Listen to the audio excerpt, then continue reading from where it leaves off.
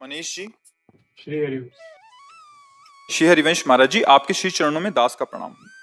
महाराज जी, गुरु के हृदय की संपत्ति, उनके हृदय का प्रेम शिष्य के हृदय में कैसे प्रकट हो? महाराज जी मार्गदर्शन करें। एक बार हितधाम में थे तो कोई प्रवचन की क्लिप लिए हुए था, तो किसी भक्त ने उनसे कहा कि ये क्लिप हमें दे दो। तो उनका ब्लूटूथ खोलो अपना, वो अपने ब्लूटूथ से उनके ब्लूटूथ में दे दिया। तो मैं कहा ये क्या होता है, सिस्टम क्या होता है?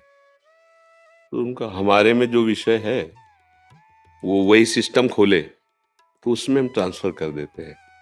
वो ब्लूटूथ सिस्टम ऐसा बताया। तो अपने लोगों का क्या स्वभाव है, मनन करना, किसी भी बात को उसके पकड़कर उसमें मनन करना। तो उससे हमने देखा कि हमारा अंतःकरण चतुष्टय, बुद्धि, मन, चित्त और अहम, ये तीनों वृत्तियों सहित सत्वगुण, रजोगुण, तमोगुण, ये गुरुदेव के चरणों में समर्पित हो जाए तो गुरु जी अपना हृदय की वस्तु उसके हृदय में पधरा दे। बस, किसका प्रश्न है? हाँ, पर वो कठिन है। अपना अस्तित्व गुरुदेव के अस्तित्व में समर्पित कर देना बहुत कठिन है, क्योंकि इसमें बीच में अहंकार बहुत बड़ा रोड़ा है। अहम जो है ये गुरु कृपा प्राप्ति नहीं होने देता।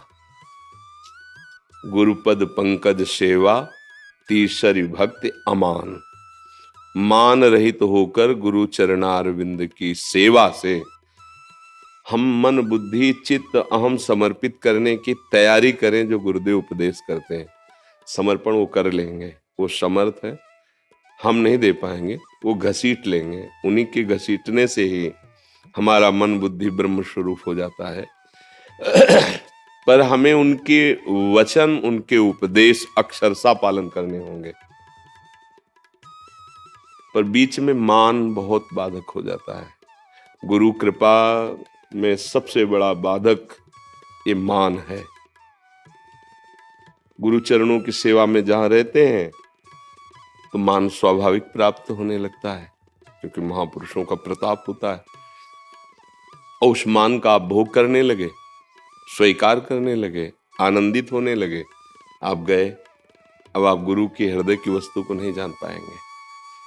गुरु के हृदय की वस्तु मान रहित होकर उनकी आज्ञा में निरंतर रहिए। बस, कब ट्रांसफर हो गया आपको पता ही नहीं चलेगा, आप उसी स्वरूप में निमग्न होंगे। पर इसके लिए पूर्ण आत्मसमर्पण चाहिए। उसी के लिए तो गुरु प्रदत्त साधना कर रहे हैं, उसी के लिए तो कर रहे हैं पूर्ण समर्पण। मान ये बहुत जहर है और इस जहर को हम हंसते हंसते पीते हैं। सम्मानम कलयाति घोर गरलम, नीचापमानम सुधा, श्री राधा मुरलीधरो, भज सखे वृंदावन मात्यज। हे मित्र, हे भाई, ये सम्मान बहुत बड़ा विष है परमार्थ के पथिकों के लिए। नीच पुरुषों द्वारा किया हुआ अपमान अमृत के समान है, इसे सह जाओ चुपचाप और फिर राधा मुरली मनोहर का निरंतर भजन करते हुए नाम धाम रूप लीला के आश्रित रहो। यहाँ समर्पण की जरूरत है।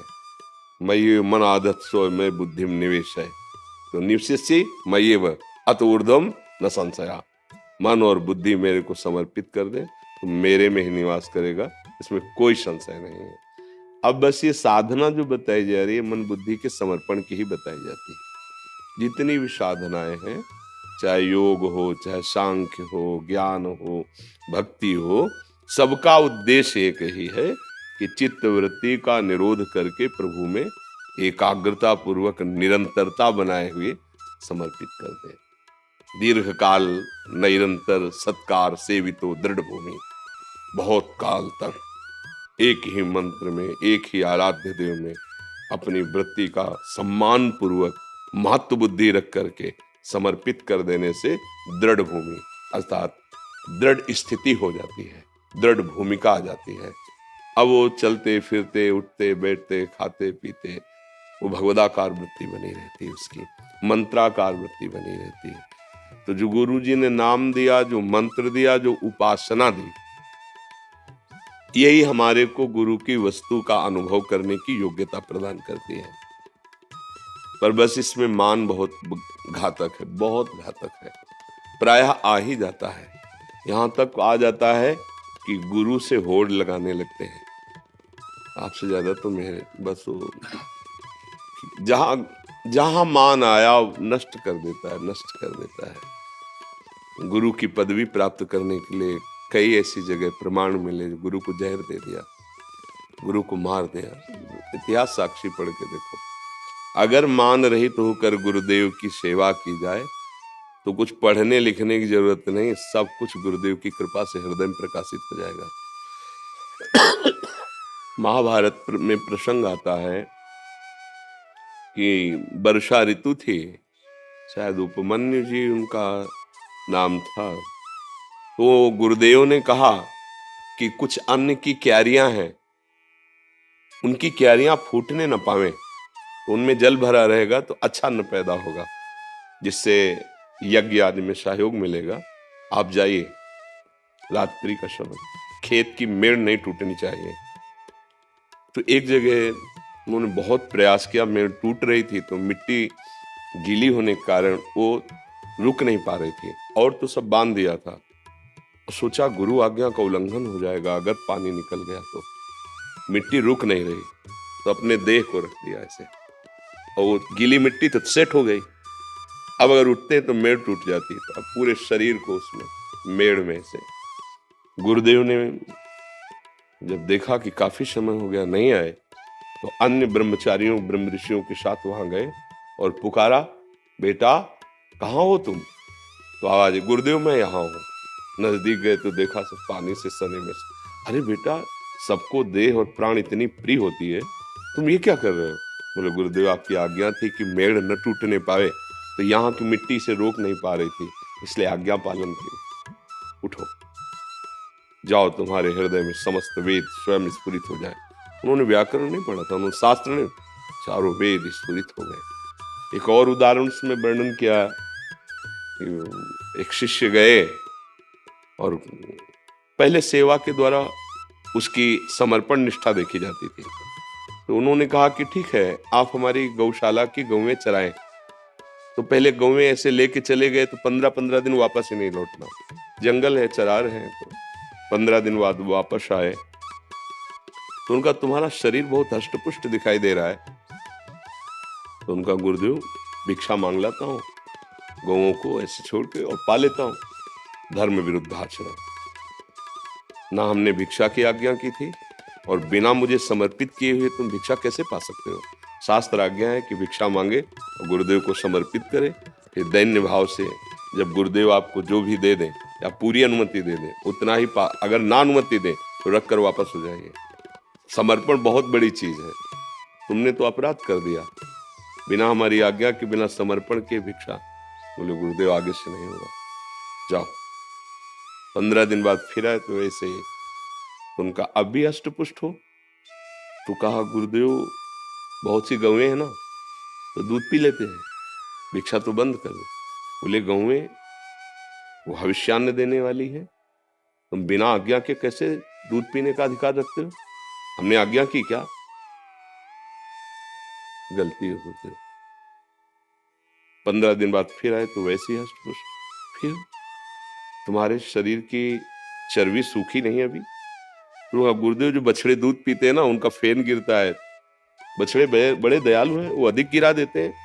ये आदेश हमने कब किया? तो कहा गुरुदेव अब नहीं। एक दिन बहुत भूख लगी, हम न दूध पी रहे थे न भिक्षा मांग रहे थे। उनको ज्ञान था नहीं। अकौड़े का वृक्ष होता है, उसके पत्ते जो तोड़े तो उसमें दूध जैसा दिखाई दिया। उनको लगा पौष्टिक चीज है, पा लिया, तो उनकी आंखों की ज्योति चली गई। अब वो एक गड्ढे में गिर गए कुएं में जैसे। अब गायें जब वापस गई तो वो साथ नहीं थे, तो उनको ढूंढने के लिए निकले, उनका नाम पुकारते रहे। आवाज आई कुएं से, गुरुदेव मैं यहाँ पड़ा हूं। कैसे कैसे पड़े हो? गुरुदेव बार बार भूख ने मुझे व्याकुल कर दिया था, तो पता नहीं मैं किसका पत्ता खा लिया के बोले। समझ गए कि ऐसे अकोड़े। उन्होंने मंत्र दिया, इस मंत्र का उच्चारण करो। जे उच्चारण किया तो साक्षात अश्विनी कुमार आ गए।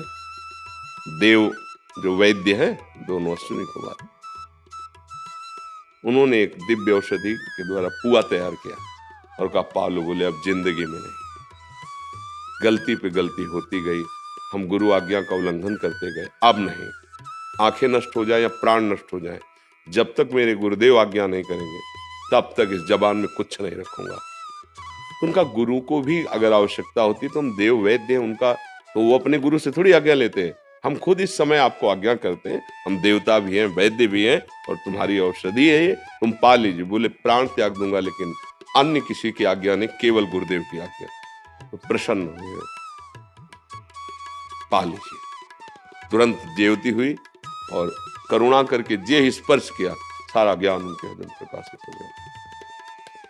आदि गुरु भगवान शंकराचार्य जी की तन सेवा में श्री त्रुटकाचार्य जी जो हुए हैं, वो सेवा तन सेवा में रहते थे। उनके वस्त्र धोना, लंगोटी धोना, ऐसा कोई वेद ये सब नहीं पढ़े थे, सेवा में रहते थे।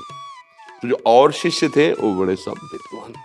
तो एक दिन किसी शिष्य ने कहा कि प्रभु इस ब्रह्म सूत्र की व्याख्या कर दीजिए।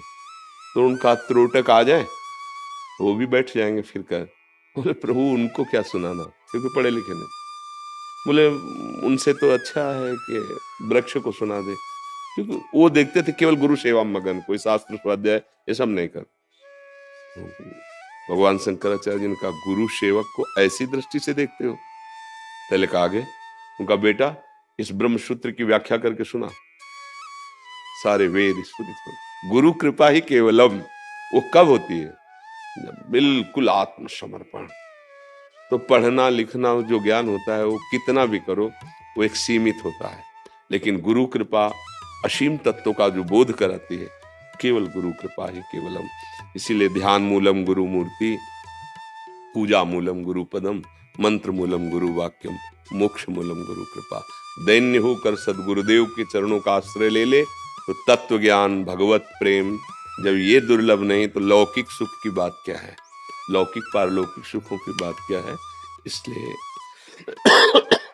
मान रहित होकर गुरुदेव का आश्रय ले। गुरुदेव के वचनों को ही, हम शास्त्र के शब्दों को नहीं समझ सकते, तो सरल शब्दों में उनका सार गुरुदेव बताते हैं, उनकी बात मान ले। बात मान लेना ही स्थिति को जागृत कर देना है।